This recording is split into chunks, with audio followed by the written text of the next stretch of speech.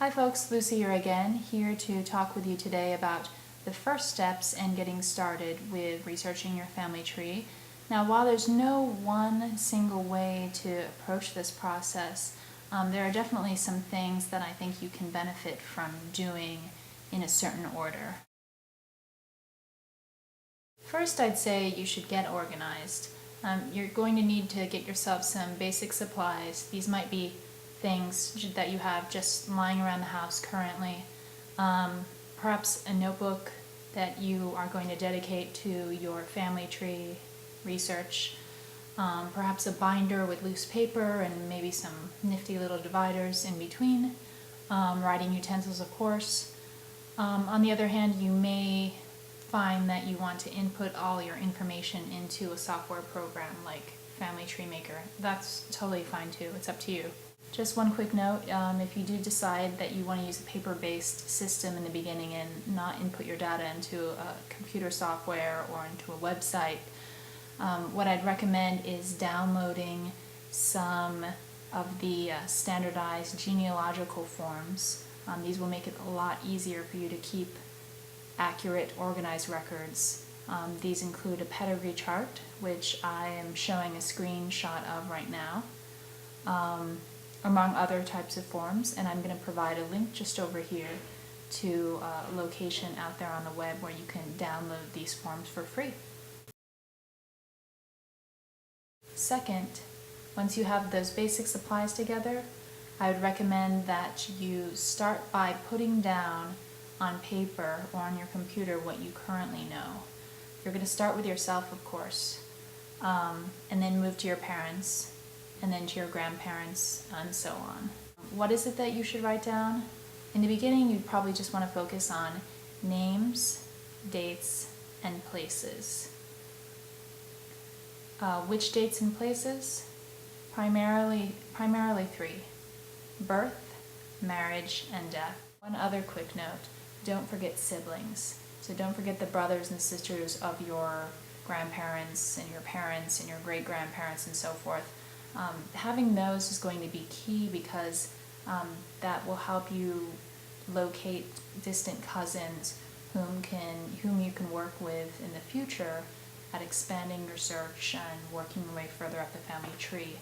And as for names, make sure you're getting the first, the middle, and the last name, and the maiden name in the case of females.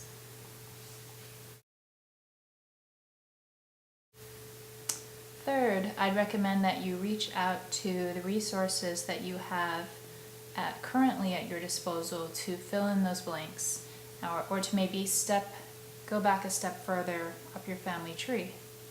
What are those resources? Family members. You'll want to interview your family. Now, as time goes on, we as genealogical researchers have more and more access to genealogical records from the past. But people, however, aren't around forever. So you'll want to interview family members, particularly older family members. Get the names, dates, and places of individuals in your tree that you're missing. Also important is getting information like occupation, religion, hobbies, any other personal details you can possibly get. Stories are important. Stories are great. You'll want to interview not just your direct ancestors, not just your grandparents, your great-grandparents, if they're still around, but you'll want to interview older siblings, cousins, aunts, uncles, second cousins, third cousins, your grandparents' siblings, if they are still around, good family friends. Probably also want to ask around in your family to see if you have any relatives who are also interested in family tree research. They may already have materials that you can leverage. Finally, you want to look around for any of the hidden resources that we tend to have at home, stored in the basements or the attics. Go to your parents' homes, look in their basements, look in their attics. Go to your grandparents' homes. What you want to be on the lookout for is any sort of paper documentation or record from the past. Those can be things like birth certificates, marriage records, death certificates, obituaries, but don't forget things like school report cards, military records, newspaper clippings, notes written on the back of old photos.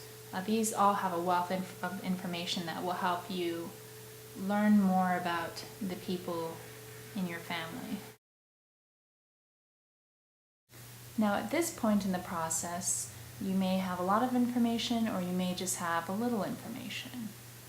Either way, what's important at this point is that you have everything nicely organized, and you're going to really be able to easily and effectively move forward with the rest of your search. So take a look at what you have and determine what areas you want to focus on next. Are there individual ancestors you want to find out information about? Do you want to try going one step further along a certain paternal or maternal line? In the next video, I'm going to show you a few different resources on the web which will help you track down some of the information that you may be missing from your tree. Thanks for watching.